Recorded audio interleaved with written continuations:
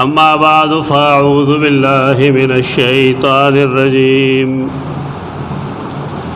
बिस्मिल्लाहिर्रहमानिर्रहीम क़ुलिल्लाहुम्मा मालिकल मुल्कि तु'तिल मुल्का मन तशा व तंज़िउल मुल्का मिम्मन तशा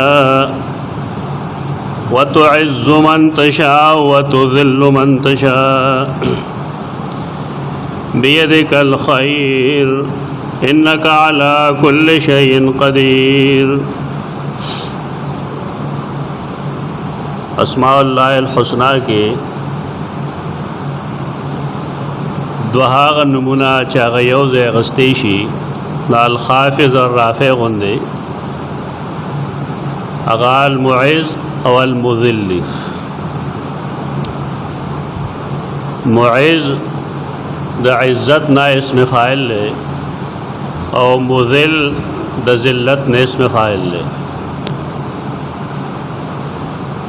मुइज़ इज़्ज़त वर्क उनके, अल मुज़िल ज़िल्लत वर्क उनके, पस्ती कमज़ोरी वर्क उनके, अल मुइज़्ज़ुल मुज़िल। कुरान मजीद के दा अल्लाह रब्बुल इज़्ज़त अस्माओ के दा अस्मा तदे ज़िक्र निश्ता, यानी अल मुइज़ अल मुज़िल दा कुरान मजीद मतन की निश्ता। अलबत्ता ददे मुश्तक़ात कला दफ़ेल प अंदाज़ की लगदल तके तुइज़्ज़ु मन तशा व तुज़िल्लु मन तशा। कला देसम पशकल के इज़्ज़तिन अलल मोमिनीना अज़िल्लतिन अलल काफिरीन।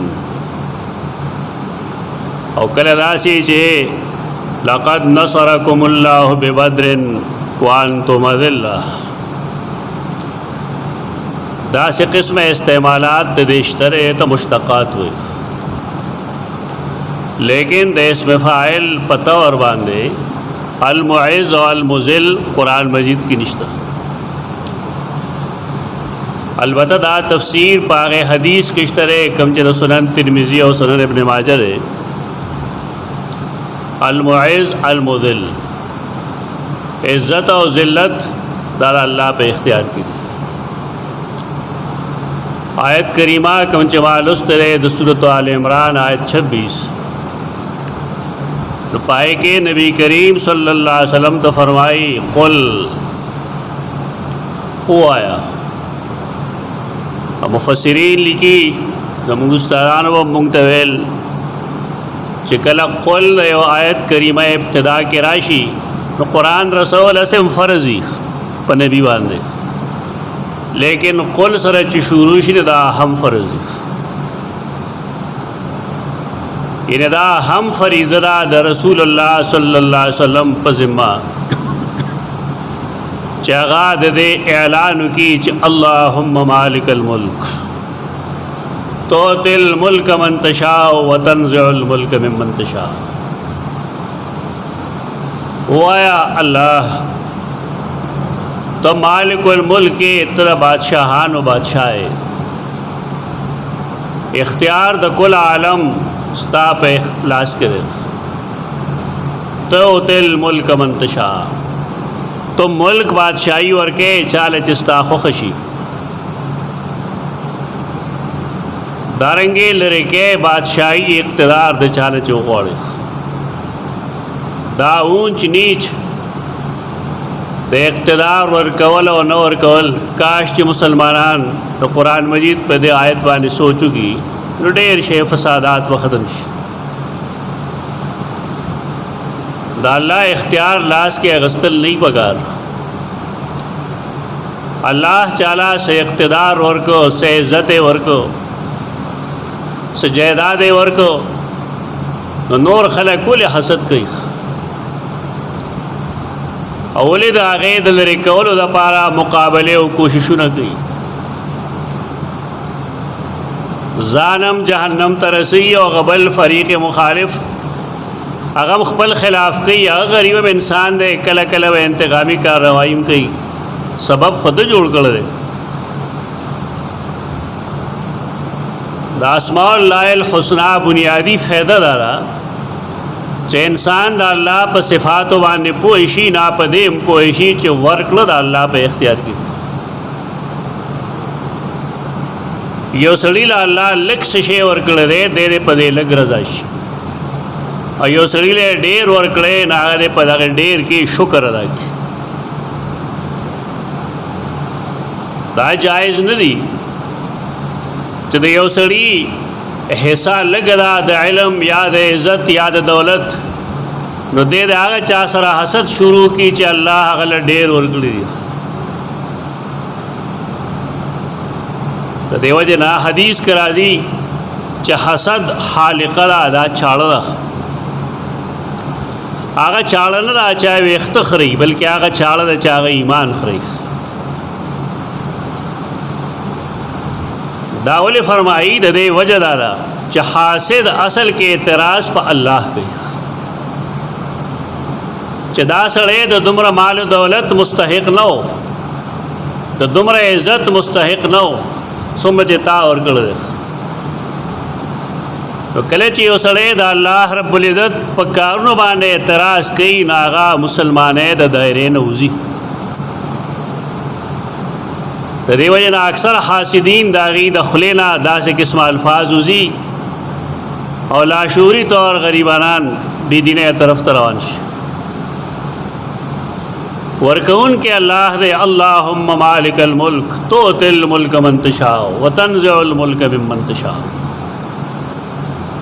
و دې پسې زمونږ د بحث څیز دی، وتعز من تشاء وتذل من تشاء.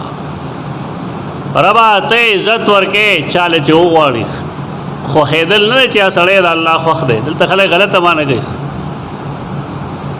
وایي ته عزت ورکې هغه چاله چې ستا خوښ شي، نه مشیت ارادې ته وایي. وتعز من تشاء، ته عزت ورکې چاله چې ته وغواړي، ستا اراده یې چا باندې چاله عزت ورکول، نو ته هغه له عزت ورکې. ولې خلک څه وایي، څوک چې حکومت کې دي دا ښه خلک دی، ځکه چې قرآن فرمایي چې تؤتی الملک من تشاء، دا الله خوښ دي. خوښۍ ته مشیت وایي، دې ته اراده وایي. د چا په باره کې چې الله اراده وشي، نو هغه له اقتدار ورکړي، او د چا په باره کې چې هغه وغواړي هغه د اقتدار نه محروم کړي. د چا اراده کې باره کې چې د هغه اراده راشي، نو هغه له عزت ورکړي، او چا له چې وغواړي هغه له ذلت ورکړي. دا دنیا کې میخ او قرآن کې خدای دومره مثال لري چې زما په خیال سړی به د هغې په پیش کولو ستړي شي. خو زمونږ خو اصل کې د قرآن مجید مطالعه د تدبر نه ده کنه، د غور و فکر نه ده. که زمونږ مطالعه د قرآن مجید د تدبر راشي، د غور و فکر راشي، نو ډېر مسائل اسانېږي. سیدنا یوسف علیہ السلام هغه ته زلیخې یو دام جوړ کړو. تقریبا هر مسلمان د دې کیسې نه واقف دی. د هغه د راګیرولو دپاره، دې دپاره چې دی بدکارۍ باندې برانګېخته کي، یو چال یې جوړ کړو. د هغې دپاره هغه د هغه تعریفونه یې وکړل، په هغې زور مچولی دی. لیکن سیدنا یوسف علیہ السلام چونکہ دا اللہ رسولو، تو دا اللہ رسولان گناہ نہ کئی. خلق و دروغ ویلی دی دا اردو کتابونوں کے، پختو کتابونوں کے، اور دا عربی بعضی کتابونوں کی لکلی دی چاغزان بے پردے کو. تو چوے قتل نے یو گٹ کی یعقوب علیہ السلام ورطا پا نظر راغن ورطے چے دا سکے. دا خدا سے دروغ دی چو قرآن و حدیث دیتا واضح دروغ ہوئی. دا دروغ دی دا خبر چے ارادے اوکرن و گناہگار خوشکن. تو پدے نہ پوئے گی مولا صاحب تو آیا چے انبیاء کرام دا گناہ ارادم نہ گئی. دا خو عملی طور بلکې بعض خدا لیکلی چې سره خوا کې کېناست د هغې شعاب اربع کې کېناست پته نه لګي چې دا خلک انبیا څه ګڼي انبیا علیهم السلام د نبوت نه مخکې او وروستو د ګناه کبیره او صغیره نه محفوظ وي هغې د دې ارادې نه کوي دا دروغجنه قصه یې دې لپاره جوړه کړې ده چې دا ثابته کړي چې یعقوب علیه السلام حاضر ناظر و لکه چې حاضر ناظر و نو کنعان کی کوی کی یعقوب علیہ السلام سره نږدې یوسف علیہ السلام پروت و ولې نه خبرې داغه نه او ولې راغ سترګې سپینې دی خپل زوی پسې په جړا باندې داسې دروغ وایي دا خلک د الله په کتاب او د الله په انبیا علیهم السلام ډېر شی داسې پاکستان کې خو ډېر دي یو لګیا یې وایي با چې رسول الله صلی الله علیه وسلم د مرګ نه پس ډېرو غزواتو کې ښکاره شوی دی صحابه کرامو لیدلی دی دا چا ویتا ده د دین په کوم کتاب کې دا لیکلي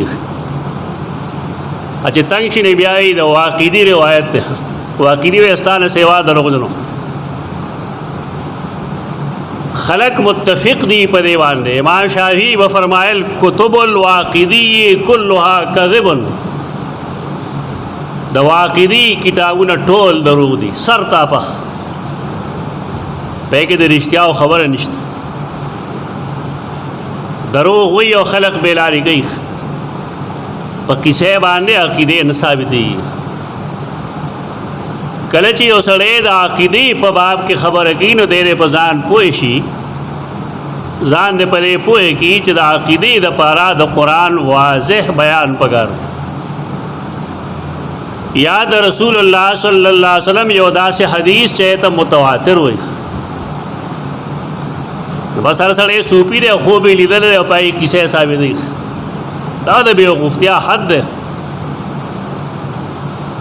امیانو ته هم دا خو دی چې ما خوب لیدلی نه چلو تا خوب لیدلی ته پیغمبر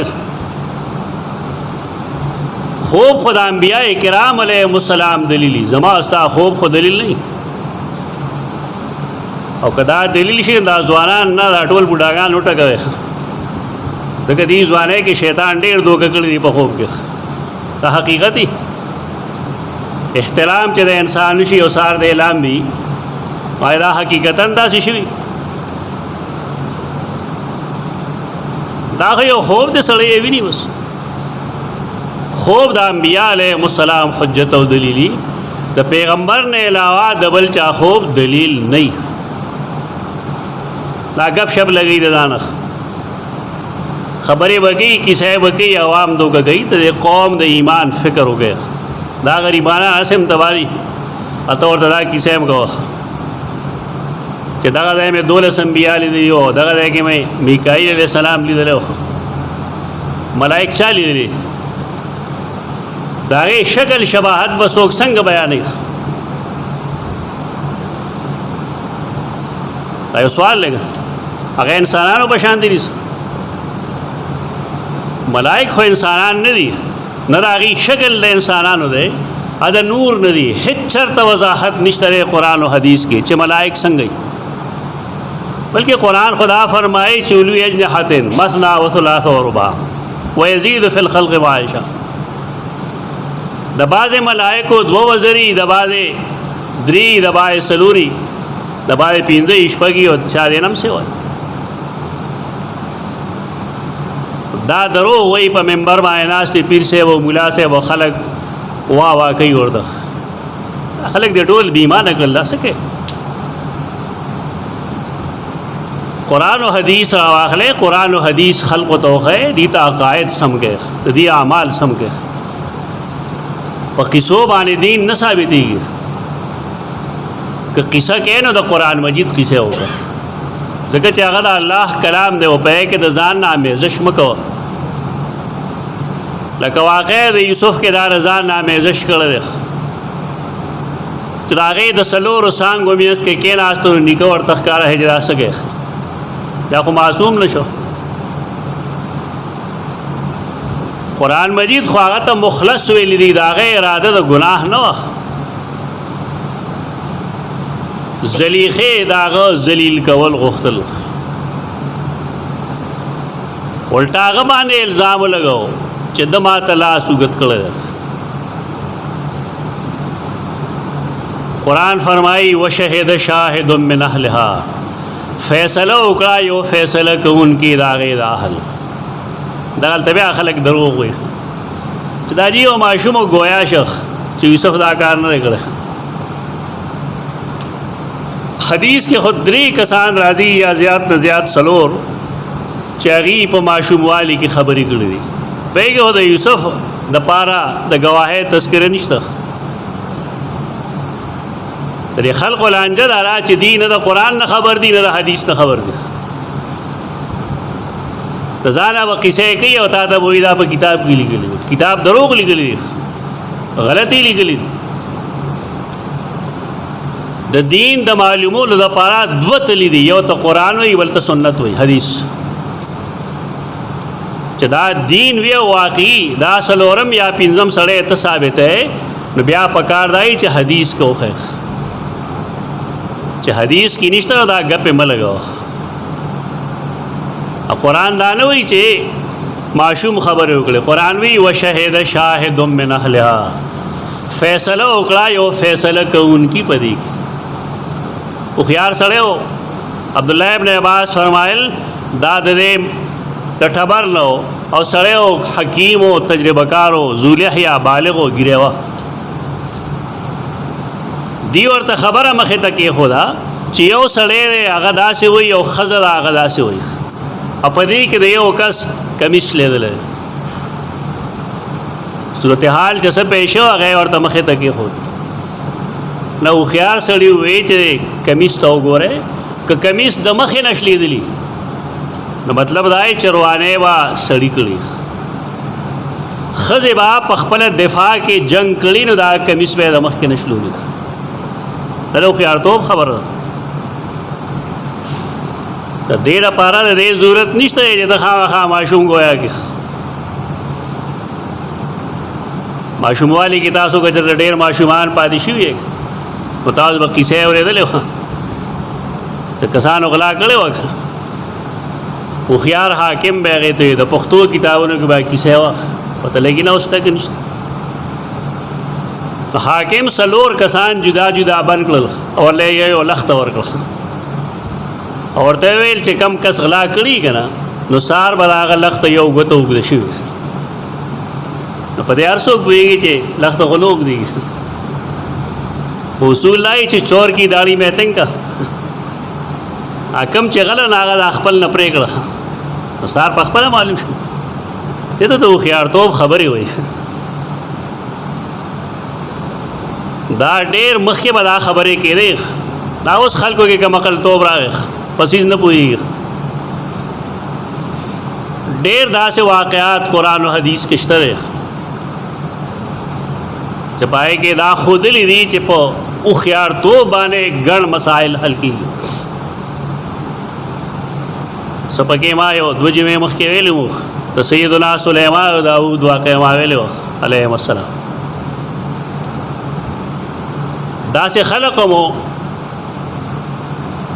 دو کسان لامبل تای کمبل غاړه باندې پروت و، د دواړو کمبل یې چې بار راوختل نو غل چېرته د یو کس کمبل پټ کړو، په هغې یو د دوو جنګ راغی، ګواه یو سره نشته، فیصله به څنګه کوي؟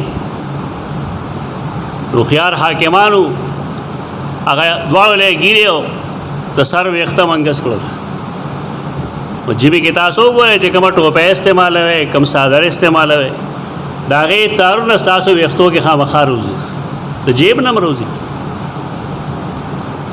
دې ته قرائنو باندې فیصلې وایي. امیر دا چلو که جج قاضي او غلی خپل څادر وکړه ستا دی یا ستا نه دی، دا دی شهد شاهدون. دې هر ځای کې خامخا بس ګوري دا چې څه طریقه باید دروغجنه باندې خبره ثابته کړي. بیا دا مو ویل چې که د سړي قمیص د شانش لیدلی نو مطلب دا دی چې پهل ښځې کړی دی. سړي تیښته کولا دی خپل بچو دپاره د شانه دا هغه کمیس د په لاس کې راغلی دی. هغه چې کمیس وکوت نه د شانش لیدلو نه خپله پوه شو چې زما د ښځې روانې کړی دی. قرآن دغه ویل غواړي خلکو خامخا پکې ماشوم رانه باسلی د قرآن تفسیر پای کوي. اوس پکار دا و چې هغه خبره منلې وي لیکن ډېر خلک یې چې کمزوري د ګواهۍ باوجود فیصله صحیح نشي کولی. هغې د مخکې نه ویلي چې ما جزاء من اراد باهلک سوءا الا یسجن او عذاب الیم. دا امیر ښځه ده که نه مالداره ښځه ده. مطلب د دې جملې دا دی چې څوک ستا د ښځې په باره کې یو غلط رویه ساتي نو دا ښه نه ده چې جیل ته بوتلی شي. نو بس امیر هم دا خیال و چې یاره ښه خبره دا ده چې د څه وخت لپاره دی جیل ته لاړ شي چې دا خبره رفع دفع شي. حکومت دا هغه ذلت وغوښت ته ذلت وایي. حکومت وغوښت الله چې سیدنا یوسف علیہ السلام کمزوری کی هغه ذلیل کی لیکن ذلت ورکول د انسان په لاس کې نشته. تعز من تشاء وتذل من تشاء. دغه یوسف د جیل کې بلا موږ د پات شو هلته خلق د اخلاقو نه متاثر شو نبی شو په جیل کې د الله د توحید غلغله اوچته شو. نن خو بار دنیا کې توحید نشته. پچا چې لږ تکلیف راځي نو ډېر کم خلق به چې ته الله یادي. څوک وایي پلان کې سره مې تعلق دی څوک وایي پلان کې سره مې تعلق دی. ښه چې الله سره یې تعلق نشته. ډېر لوی ظلم دی د ظلم انتها ده. د مسلمانانو خو شیوه دا ده عادت یې دا دی عقیده یې دا ده چې هر تکلیف راځي نو زما لومبی نظر به په خپل رب باندې. لیکن د خلقو نار سیر شو د عوامو نه هم خواصو نه هم په غریب سړي چې تکلیف راشي نه به کله یو مشر پسې منډې وي کله بل پسې کله پلار مور ته آواز کوي کله مړو ته آوازونه کوي. تفسیر روح المانی کې آلوسی خپل زمانه کې ګیله کړې ده چې په دې زمانه کې یو قسم داسې نشي موندی چې هغه په تکلیف کې الله پورې خاص کړي دا چې یا الله ته زما په حال رحم وکړي. ډېر افسوس خبره ده. وسائل ذرائع اسباب دا خلق استعمالی لیکن د الله نه رستو. یو سړی چې د هغه لومبنی نظر سبب باندې لړ شي ته پوه شه د ایمان یا شته نه یا ډېر کمزور دی.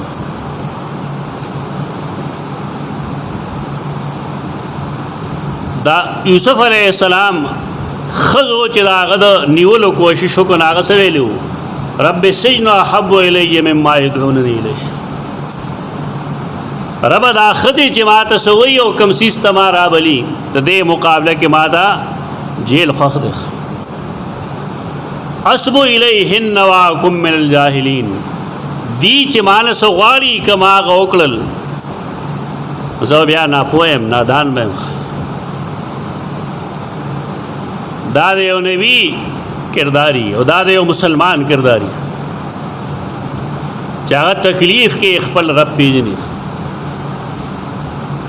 هغې ذلت ورکول غوښتل سیدنا یوسف علیہ السلام لا لیکن الله څه غوښتل الله نیکان بندگان اولیاء کرام او انبیاء اعظام هغه ذلیل کوي نه. وقتی طور مصائب تکالیف راتلل دا خو دنیا کار دی دینا بغیر خود انسان د ایمان پتہ نه لګي د انسان د استقامت پتہ تکلیف نه بغیر نه لګي.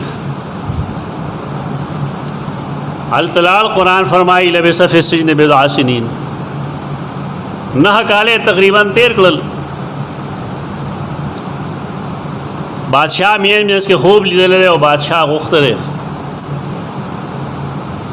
آغا یوسف علیہ السلام چې خلکو آغا ذلت غوښته لیکن آغا چراغ واپس لومبنه کار دا آغا داو جیل نراوتو نمخ کې شرط لګولو چا زنانه او په ما کوم الزام لګولو اول دا غي پته ولګو زلیخه مویل چې یوسف کې سنو یته عزت وای یعنی آغا زنانا چاگه یوسف باندې الزام لګولو او داغه د کمزوري کولو او جیل ته لګلو بنیادی کردار و داغه دخلینا الفاظ داو چې آن حس الحق حق واضح شو یوسف کې اس ګنا نه ټول خزم دا ویل یوسف څه غلطی نه کړې یوسف علیہ السلام داغه نه رستو چراغه نو بادشاہ هغه ته سویل نن مونږ سره تسه مکین و نمین ته زمونږ خاص سړی مکین به امانتدار به دا قرآن نه مونږ یو مثال پیش ټول خلق خود لګیای استاد ذلیل کولو چې الله تعالی نه ذلیل کوي تا یې څوک نشي ذلیل کوله دا مخالفم والا کنه کټول خلق لګیای چې تعالی عزت درکې ترکه میں چې الله تعالی عزت نه درکې او ذلت درکې څوک عزت هم نشي درکوله د مخلوق خدای حیثیت ته چې عزت او ذلت دې په اختیار کې نه ده هر انسان تخپل کوالټیز معلومي چې زفلانه کار کولې شم او فلانه نشم کول سیدنا یوسف چې پوښو چې دی ما باندې سکار کول غواړي حکومت کې مال برخه را کول غواړي هغه ورته ویل اجعلني على خزائن الارض ما د زمکو خزائن باندې مقرر کړ د زمکه پیداوار د معدنیات داس زونه مال راکړ او داغه وجه دارا ظالم او امین یم پدې پوېګم پدې فن او امانتدار یم یوسف نه لس کاله مخکې خلکو پاب جولان بودلو خپو کې بیړې لیکن بیا چې راته ناغه عزیز مصر مرتبه باندې فائز نه کاله کې هغه سړی دومره ترقی وکړه ولې الله غوښتل عزت او ذلت د چا لاس کې دا کیسه نه ده دا د عقیدې د جوړولو تعلیم او تربیت ته چې عزت هم الله ورکوي ذلت هم الله ورکوي او دی بنیاد باندې الله تا المعز المذل دواړه وایي او دا دواړه نمونه به یو ځای ویل پکار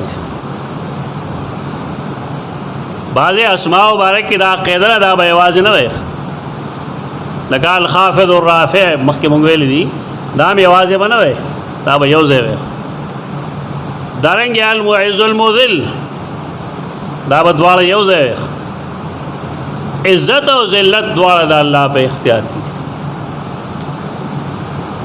دا خو دنیا یو مثال شو زه ان شاء الله کوشش کوم چې آینده جمعو کې دې نور څه مثالم دنیاوي پیش کوم ځکه زموږ خلک آخرت سره نه لګي دغه دنیا باندې اوس پوي دا ما د دنیا مثال پیش کړه دا چې الله دنیا کې هم عزت ورکړي چاله چوغواړي او زلیخا دا غي مرګرو له ذلت ورکو رسوایی ورکړه دا غي د مخ د لګولو څه ځای پاتې شو سترګې بیا چا سره غي لګول شو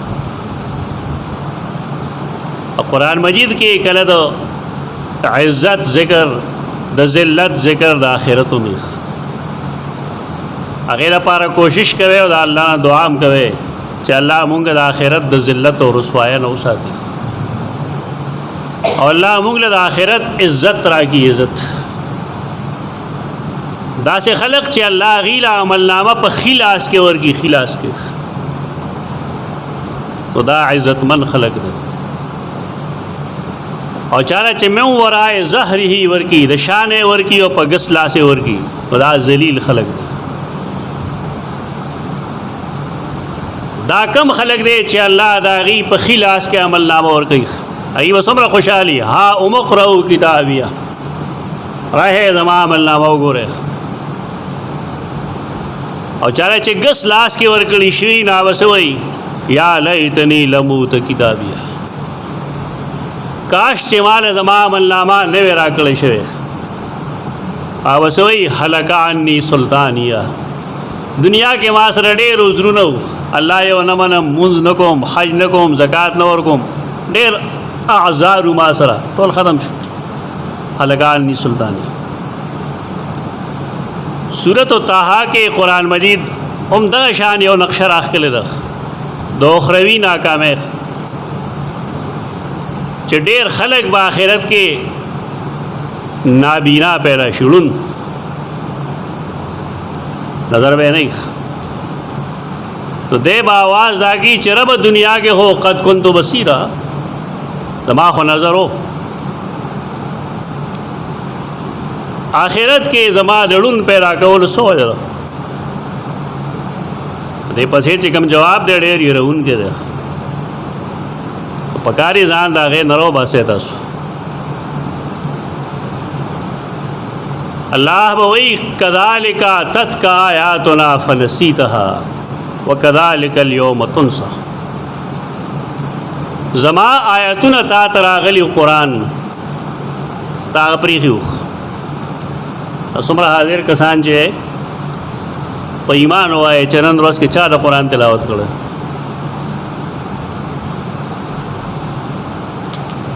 دو کسان وی یا ودری زیات نه زیات پینځه دومره کسان داسې کسان پکې سوق دي چې هغه د قرآن مجید یو دعا آیاتونه غور فکر او تدبر سره لوستل دا د ذلت سبب ده د ذلت سبب آخرت کې هغه د الله کتاب پر خودل دي کذالک تتکا ایت نسیان وای دایر کړی دي پروژه سیزری د عبادت په جواب خیال ډیر خلکو به کې لوستي به تبکړي ګوتم نه وړي الله بندگان دل ټیم ورګه 24 घंटे की मूंग बदाई हिसाब को जजा 12 घंटे स्ताश पशवा 12 घंटे देर वशवा पदे 12 घंटे की यो घंटा ना सिर्फ यो 15 मिनट अल्लाह किताब लवर को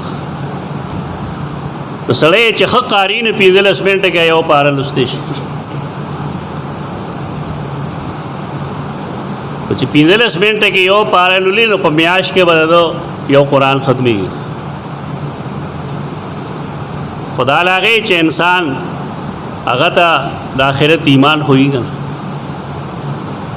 बराए नाम ईमान न बल्कि दास ईमान चे अगसर यरी द क़यामत दरोज और दायतुना दागमख की चे कदालिका तत्का आयातुना फनसीतहा व कदालिका अल्यौम तुनसा दारंगे रागली उताता जमुंगा आयतुना पता प्रीखो तो दगा शांते नन तब प्रेखो देशे मुंगा प्रेखो दे उस दाद आखिरत जिल्लत दे जमा मकसद दे जिल्लत न बच के दो दे चियो मुसलमान द क़यामत पर उड़ून पादी काफिर न याद आई आको आबती जान नमी दे खुदा ला खबर ना तारा मुसलमान खबर गो दे द कुरान ख्वाल नाराजी कुरान लुलिमना दजान पोयलो कोशिश पे न गई और मुंग तजर्बा ला और बार बार वहम तरावो के च ख़त्म गई खलक द कुरान मजीद न इस और ईदुन के पागे न पुई अतः पता नहीं जनामात सोई जगह जुमार डगी खलक खुशहाली खलक जी तरावी गई खुद कुरान दरस लो न दी कमजे च कुरान मजीद दर्स की कि भाई अदव कसानी या बदरीख नौर खलक व आजत निश्ता दावल नहीं खलक द कुरान दर्स के अति सम तालबी गई कर शिरक मगवा कुफर मगवा पैदत मगवा बदकारी मगवा गला मगवा सुद मगवा ज़कात बौर के मूज बगे निफाक बन पैदा के जमात तब नुकसान न और के बदखलाक़े बन के چې کم ځای خلک پوهېږي نه هلته څوک نه وي. یو جماعت ته ځان ته دعوتي جماعت وایي، د هغې په هر ګروپ کې به راشي خلک وي، ولې څوک یې پوهېږي نه، دغه مسله نه وي، هېڅ مسله پکې نه بیانېږي ځکه خلک ډېر وي. چې کوم ځای ته علم ورکوې، پوهه ورکوې چې دا کار داسې دی او دا داسې دی، د خلکو به بدي شي، خو عالم څوک نه راځي. اصل سړی دغه دی کوم چې تا قرآن ته بلي او کوم چې تا سنت د نبی کریم صلی الله علیه وسلم ته بلي، دغه درسونو کې کښېنئ، دې له اهمیت ورکړئ. د قرآن د یادولو نن سبا ډېر لوی فیشن جوړ شوی دی. د قرآن د یادولو فیشن ډېر لوی ظلم دی. حافظ صاحب قرآن مجید یاد کړی دی، د الحمدلله رب العالمین د مطلب نه نه خبره، دله څه جوړی. د دیم دا خیال دی چې زه به څلوېښتو کسانو سفارش کوم، هغې چې ته پرې پوهېږي، هغې چې ستا په هغې عمل وي، چې ته پوهېږي نه ته عمل پسې شي کوې. د قرآن حافظ دی شرک کوي، د قرآن حافظ دی بدعات کوي، مطلب دا پوهېږي به نه که نه، او ګوټه لګوله. د قرآن د حفظ منکر نه یو، د هغې د فضیلت قائل یو، لیکن د دې منکر یو چې حافظ د قرآن دی، د قرآن د ترجمې نه بې خبر وي. زمونږه د دین په کتابونو کې الفاظ استعمالیږي حفاظ او قرا، د دې مطلب دا نه چې قاری صاحب دی او حافظ صاحب دی، د دې مطلب یې د قرآن عالم. لکه د حدیث کتابونه وګورئ، په غزوه یمامه کې 200 حافظان د قرآن شهیدان شو. دا څه مطلب و؟ د قرآن عالمان شهیدان شو. اس محدث دا معنی نه ده کړې چې هغه ته د الحمدلله تر والناس قرآن یادو. د قرآن علما ډېر قیمتي خلک، د قرآن د حفظ سره سره دې طرف ته توجه کوئ. قرآن دې سړی حفظ هم وکړي بېشک، لیکن هغې سره دې د هغې د ترجمې او د هغې د تفسیر نه ځان واقف کړي. چا ته چې حفظ نشته نو کم سے کم د قرآن او د حدیث درسونو کې دې کښېني. الله به دې د دنیا او د آخرت رسوایۍ نه بچ کړي، ذلت نه به بچ کړي، دنیا کې هم عزت ورکړي او آخرت کې هم عزت ورکړي. اقول قولی هذا استغفر الله لي ولكم وللسائرين.